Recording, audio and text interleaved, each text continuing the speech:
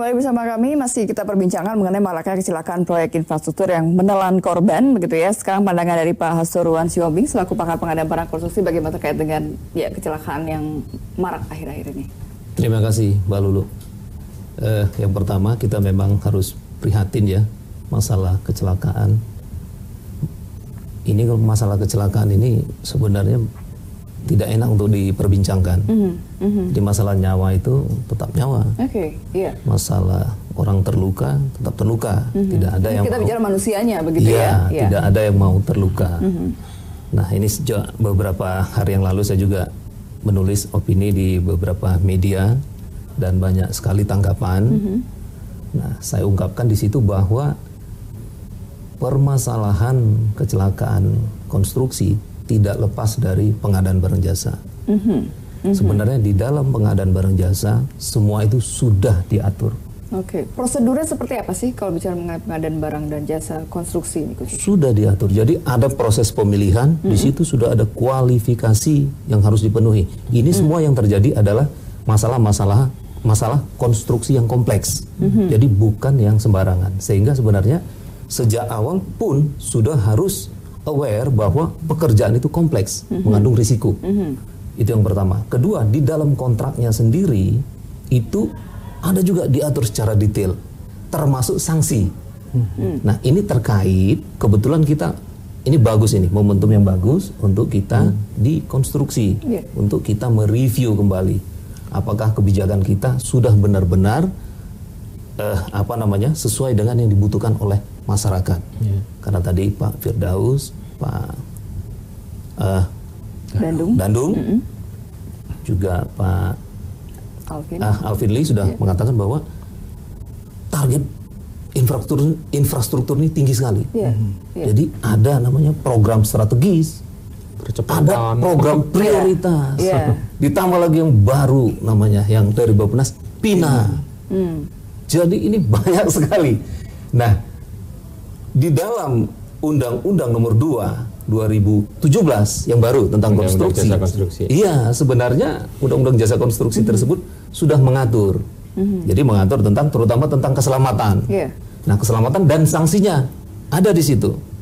Nah, hanya saja agak berbeda. Saya memang setuju dengan Pak Dandung tadi. Di Indonesia agak berbeda. Kalau di negara lain memang kita bandingkan sanksi administratif itu yang ditakuti. Dia kena blacklist, dia kena stop perusahaannya, kelar ya langsung. Kelar hidupnya. Karena kemana-mana pun buka lagi yang baru, tidak bisa. Karena sudah ada catatan hitam. Sudah ada catatan. Orangnya nggak bisa ganti baju. Jadi ganti PT ini, PT A, rubah PT B, nggak bisa. Nah, di Indonesia itu sedang kita coba ikuti di dalam Undang-Undang 2017, Undang-Undang Jasa Konstruksi. Nah, sementara di sebagian masyarakat masih berpandangan bahwa sanksi pidana yang bisa menghalangi orang berbuat lalai tadi seperti Pak Alvin Lee. Orang berbuat salah, orang takut kepada sanksi pidana, takut dikurung. Nah, ini juga yang menjadi perdebatan. Saya pribadi, bagaimana kalau? Saya pribadi berpandangan kalau untuk Indonesia culture, kita pidana yang ditakuti. Pidana ditutup. Masih bisa buka kalau di Indonesia, ini bukan di luar negeri. Jadi kita bicara konteks Indonesia ini. PTA ditutup, blacklist. Oh iya, aku bisa buka PTB. Iya kan? Buka PTB, buka PTC. Iya kan, nggak bisa kita halangi. Itu di Indonesia. Jadi kita memang dalam penyusunan undang-undang harus kita sesuaikan dengan culture. Makanya saya menyarankan dalam beberapa pertemuan dengan pihak BINA, Ditjen Bina Konstruksi, bahwa untuk peraturan-peraturan turunan dari Undang-Undang 2017 itu harus benar-benar memperhatikan culture tadi, kebiasaan kita. Kalau memang kita takutnya pidana, itu yang lebih ditekankan. Jangan administratif. Nanti tidak akan ditaati. Saya kira itu dulu. Bagaimana Pak Ali mau menanggapi? Oh ya, tentunya kemudian saya setuju sekali karena undang-undang ini kan juga usianya baru ya mudah sekali. Kurang ada implementasi ya. Sudah mulai. Lalu kemudian kita kan PP-nya kan kita lagi dalam proses. Lalu kemudian dalam waktu menunggu itu kemudian tentunya kemudian Menteri mengeluarkan beberapa regulasi untuk jangan sampai ada kekosongan tadi. Ya. Kembali lagi tadi bahwa selama tadi bahwa kalau kita tidak melakukan penekanan kepada aspek yang bikin orang jerah tadi, ya bagi si pelakunya tentunya kemudian ya ini kan cari celah tetap ya. Ini orang Indonesia paling pintar kan cari celah. Kreatif, kreatif, ya. Berkelit ya. Berkelit. Ya. Tapi kembali lagi ya bahwa kita terbiasa tapi sepertinya tidak bagus manajemen kita by accident. Artinya apa? Kejadian-kejadian yang memprihatinkan ini setidaknya memberikan pressure untuk kita mempercepat kemudian penerapan bagaimana K3 ini betul-betul menjadi bagian yang tidak terpisahkan dari budaya kita membangun tadi. Kenapa? Karena kan tadi saya katakan kalau di luar negeri tidak hanya menyangkut nyawa orang yang hilang, nyawa itu kan nyawa pekerja atau nyawa publik. Ya misalkan pengguna nantinya kan klien tiba-tiba kolaps gitu kan tidak hanya pekerja yang di sana, tapi bisa jadi kemudian orang yang sedang melewati area tadi kan juga terdampak, traffic terganggu, bangunan orang kemudian rusak dan sebagainya gitu. Kalau kemudian berhadapan dengan hukum itu tertunda berapa bulan, proses hukumnya proyek juga harus dihentikan. Kalau dia kemudian harus punya target 18 bulan itu bisa delay sampai ya lewat berapa ini kan dia didenda. Jadi hal yang seperti ini mereka tidak memahami. Dia pikir barangkali udah kalau ada apa-apa ya nanti Tuhan juga akan membantu. Gitu. Nah, itu salah satu culture-nya Indonesia begitu. Kadang masa apes lagi apes, Tuhan lagi memberikan cobaan. Makanya di komite keselamatan konstruksi ini kemudian kita juga tadi seperti yang dikatakan tadi bahwa kita tidak hanya melihat kejadian peristiwa tadi. Ya kita lihat ke belakang bagaimana desainnya. Ketika dikatakan sehingga ada tadi, pencegahan. Ya bagaimana kemudian rembesan air tadi tidak di channeling keluar itu kan juga akan mengganggu nanti. Ya. Nah dari situ aja kan artinya tidak sesuai dengan standar kualifikasinya gitu. Nah kan saya katakan tadi kan di proses desain kan nanti kemudian ada juga yang kemudian mereview. Lalu kemudian ada pada saat pelaksanaan ada kontraktor juga ada konsultan yang mengawasi. Konsultannya. Jadi tanggung jawab itu tidak hanya di pihak kontraktor gitu kan. Lalu kemudian setelah selesai ya hanya kita sekarang ada di bendungan itu sebelum dioperasikan kita ada komite yang kemudian mengaudit dulu. Ya seyogianya setiap bangunan yang kemudian mengekspos resiko publik tadi itu adalah sebelum dia dioperasikan itu diaudit dulu. Ya semuanya sudah sesuai dengan ini, semua oke, kemudian diuji keselamatannya ya sehingga kemudian baru dibolehkan dipakai. Contohnya ketika kita meresmikan Semanggi. Itu semalam itu dites semuanya. Ya, setelah udah clear semuanya, udah oke, baru kemudian diizinkan untuk dibuka, tanganin. Kan Pak Menteri pada malam itu kan di peresmian bahwa sertifikat kelayakan konstruksi ini boleh boleh dioperasikan. F ya. Tapi ini kemudian kan saya katakan tadi memang keterbatasan kita untuk mengawasi tadi dan disiplin kita lemah tentunya kemudian ini tidak dijadikan excuse.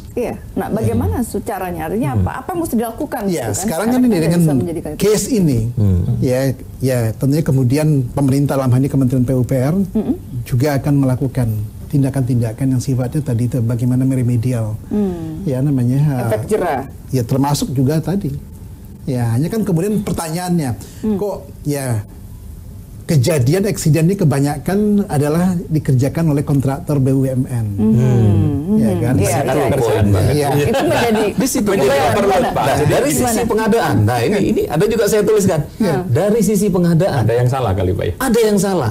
Ada yang tidak diterapkan. Jadi sebenarnya dari sisi pengadaan itu maksimum yang dapat dikerjakan oleh satu perusahaan hanya 6. Hanya 6 paket. BUMN ratusan. Untuk BUMN. Ini saya bilang kalau kita tarik ini bukan yang di Jakarta saja, kita tarik dari Aceh sampai Papua itu BUMN semua.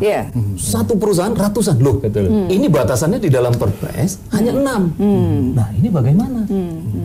Iya kan? Jadi ini yang saya bilang Perpres sedang mau dirubah nih.